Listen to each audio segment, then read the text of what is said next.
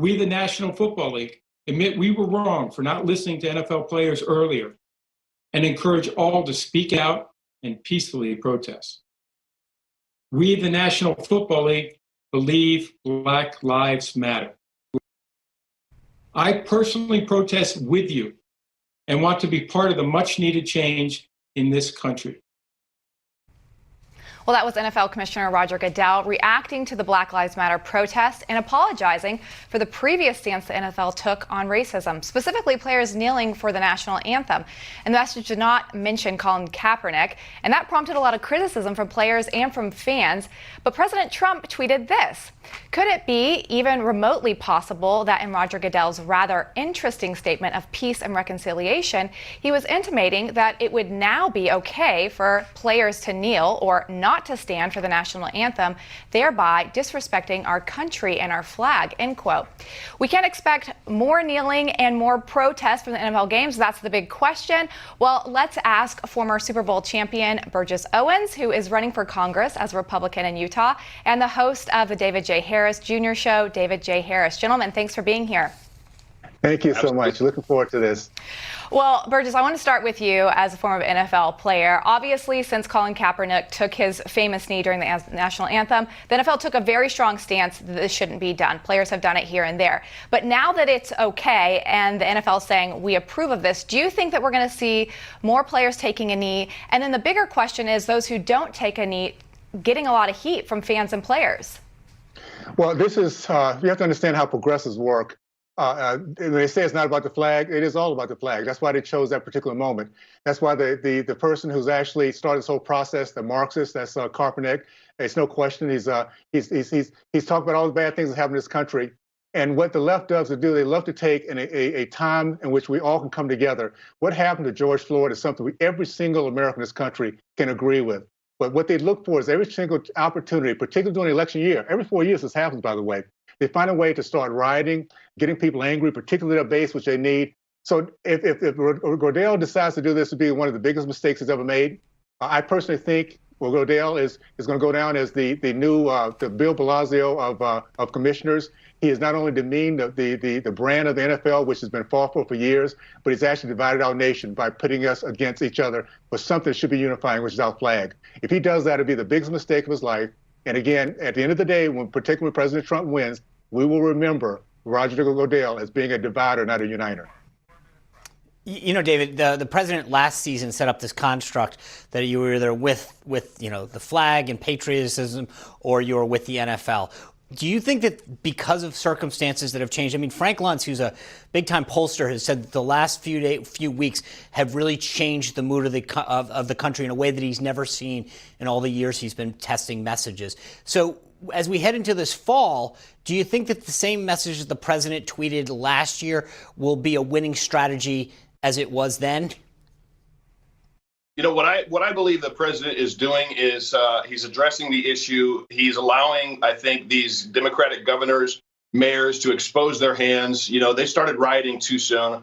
Obviously, I'm not for any rioting. Obviously, I'm for peaceful protests. But what we're seeing right now is nothing peaceful. For Roger Goodell, for any of these other mainstream retailers, all these different outlets to come out and basically pander is what I see it as. I see them pandering to black people. What about other races that are in this country? We're not just black and white in this country. There's Asian, there's Japanese, there's Native American, there's Hispanic. What does it say to all those other races when we've got so many of these retailers, and now it seems the NFL is kowtowing to allowing players to bend the knee? You know, when I first saw my team take the field, and they all bowed the knee. It was about 2.5 years ago. I stopped watching football. I'll tell you, it was one of the best decisions I've ever made in my life. I got my Sundays back. My Sundays were about family, were about church. It was personal time, and I really hope that there's a revolution that takes place where people turn off a sport that's a pastime while individuals that are getting paid very well choose their time and their platform to desecrate our flag and our anthem. Burgess, I want to ask you kind of an interesting question. When you look at Trump's record, he supports black communities and has his entire time as president, but he doesn't have a lot of emotions to back it up. Then you look at someone like Biden. He does not have the record, but he's putting all the motions into play. He's going to visit with George Floyd's family. Does Trump need to pull some of that motion into his message so that the country can understand that he is for Black community and he cares about Black lives? Well, you're not going to hear this on the propaganda news, because that's what it comes down. That's the only way they win, by the way. The fact is that we had 12% of Black men for candidate Trump 4 years ago. We're now looking at close to one of the latest polls, 41% of Black Americans trending toward President Trump. All he has to do is continue to give us success. Americans, we don't need Black policies, white policies. American policies work. Allow us to go out and work and have our dreams, build our communities, make sure our kids are educated. All those things resonate in any race we have going on. And what the left is saying, I don't agree with David, what the left is doing, they're showing us Americans, it's no longer hypothetical, what socialism and Marxism looks like. We now see it when they try to destroy our middle class by stopping our business by growing. We see it when we have these mayors that allow these thugs to come in through and just destroy the infrastructure. They want to stop the middle class growth. They want us to be miserable, because that's what they do. And this time they've overplayed their hands. We're going to win this. We're going to win the House. We're going to have a Senate with more backbone. We're going to have a president who truly understands what it is to make America great again. And all of America's next 4 years, we're going to be experiencing a renaissance of what America could look like. And I'm look forward to being part of that process for sure. Hey, David, we're almost out of time, but I know Drew Brees' wife, Brittany, posted a really long Instagram message responding to the backlash that her husband got for saying that he didn't agree with kneeling during the national anthem. He apologized twice, and now the wife's getting involved, saying, quote, "We are the problem. We want to do better, and we hear you." I want to ask you, like, and again, I apologize because we don't have a ton of time left, but do you think that people are being forced into this, meaning that it's not that they disrespect anybody for having a view about concerns on racism or policing, but they're saying, I believe that the flag is important. It's not a binary choice, one or the other, but you're now seeing people forced into choosing.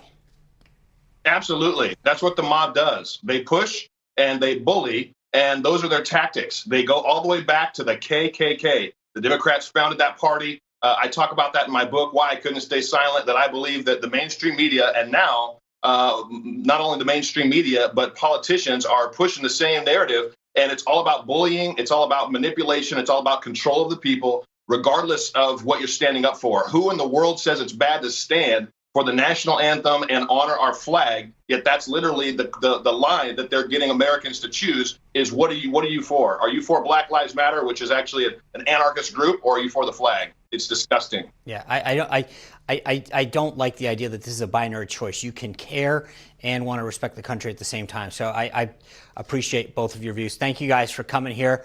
Burgess, good luck with your race coming up. And thank you, David, for being here. Absolutely. Good job. All right, well, up next, the Republican National Convention is 2.5 months away, still scheduled for Charlotte, but don't book your hotel room just yet because we still don't know how it will all play out. But we have Congressman Jody Hice of Georgia.